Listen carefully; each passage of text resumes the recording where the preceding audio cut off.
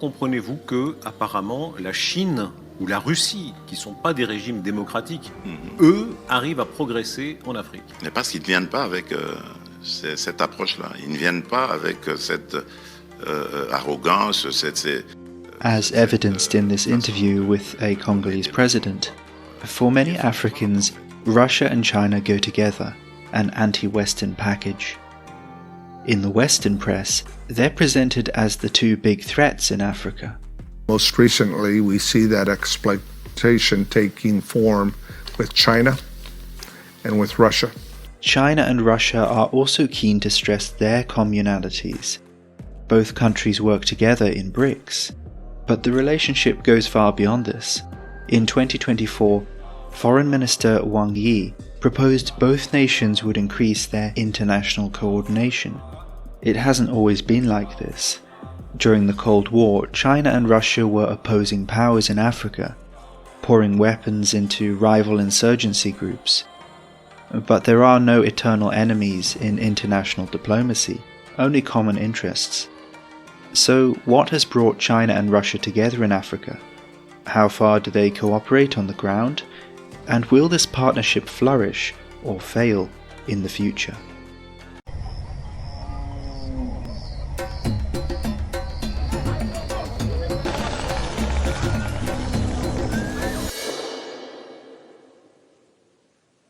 China and Russia both have a long history in Africa. You can check out our other videos to learn more about them. But it was during the Cold War that the two nations came into direct contact on the continent. Although the USSR and Mao's China both claim to be communist states, in Africa their rivalry crystallized. After Taiwan, the Soviet Union was China's next big threat in Africa. By the 1980s, China was actively sponsoring liberation groups in opposition to Soviet ones. In Zimbabwe, China funded Mugabe's ZANU-PF against the Soviet-backed Joshua Nkomo. In South Africa, they funded the Pan-African Congress against the Soviet-aligned ANC. In Angola, they even supported American-backed rebels to constrain Soviet influence. But after the collapse of the USSR in 1991, things began to change. Russia quietly withdrew much of its funding from Africa. Boris Yeltsin would blame the nation's economic woes on aid given to the developing world. At the same time, China was rapidly expanding its economic interests in Africa through the going out policy. It was under Vladimir Putin Russia began to re-engage with Africa in the 2010s, driven by a desire for global power status and economic interests. Putin's Russia returned to Africa and discovered a changed landscape. Chinese trade had exploded. The Western powers had strengthened their position. Russia had to claw its way back into the mix. Initially, Putin used international institutions, like UN peacekeeping missions, to grow Russian presence. But with a much smaller trade value, Russia took an opportunistic stance, offering a military support package to African leaders shunned by the West.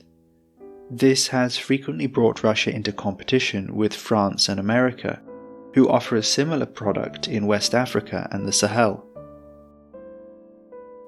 China, on the other hand, has prioritized long-term economic investments.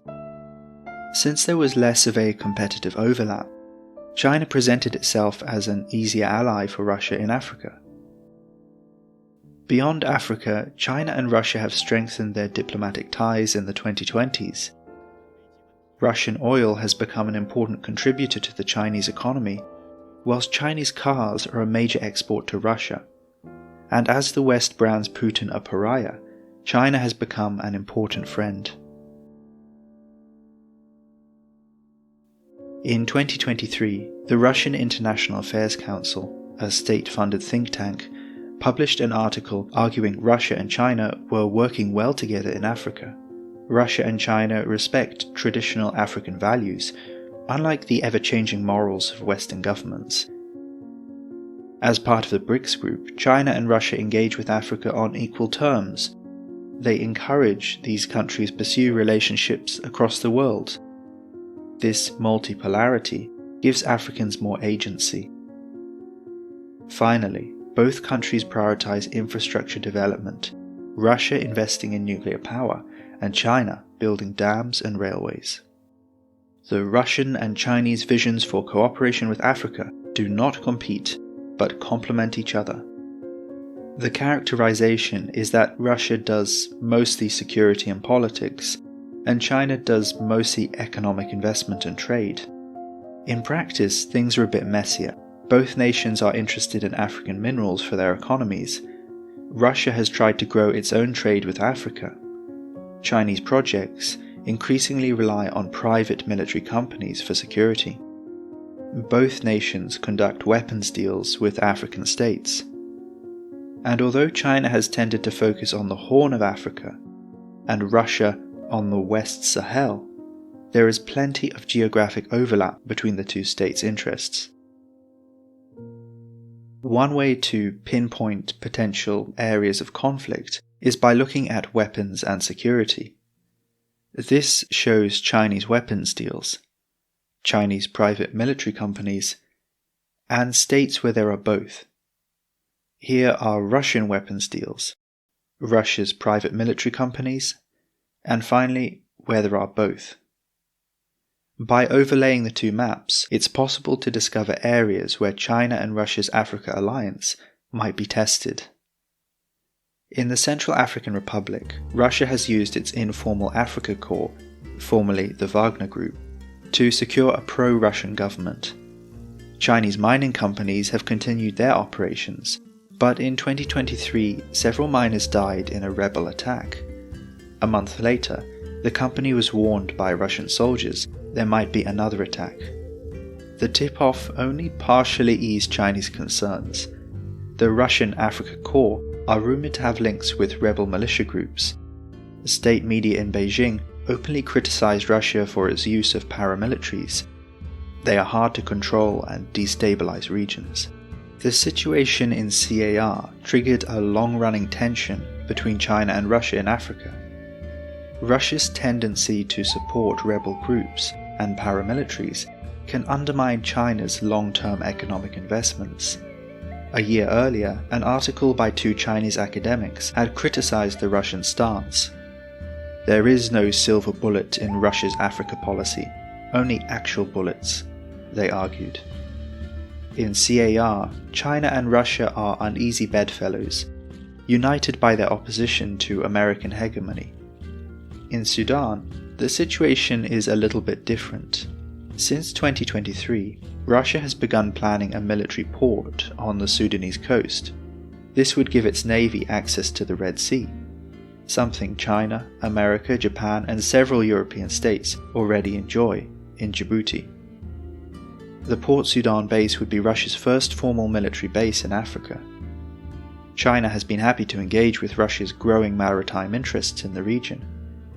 In 2023, Russia, China, and South Africa conducted joint naval exercises together.